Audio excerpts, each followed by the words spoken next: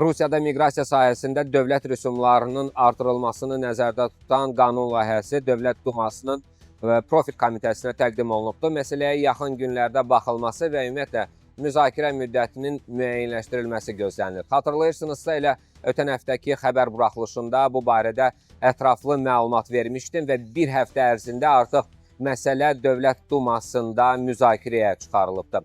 Beləliklə, layihəyə əsasən bir sıra miqrasiya xidmətləri üzrə ödənişlərin artırılması təklif edilir. Belə ki, xarici vətəndaşlara yaşayış icazəsinin verilməsi üçün rüsum 30.000 rublədək, müvəqqəti yaşamaq icazəsinin verilməsi üçün 15.000 rublədək, iş icazəsinin verilməsi üçün isə 5.000 rublədək artırılması planlaşdırılır.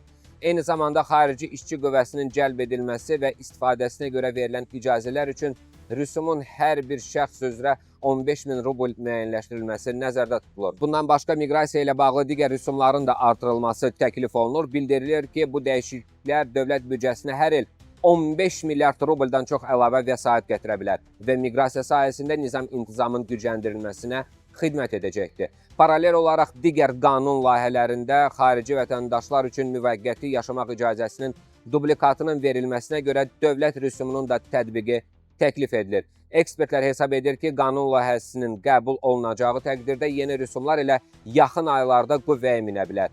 Bu səbəbdən sənədlərin mövcud tariflərlə təqdim edilməsi üçün müəyyən vaxt imkanının qaldığı qeyd olunur və bu vaxtdan istifadə tövsiyə edilir.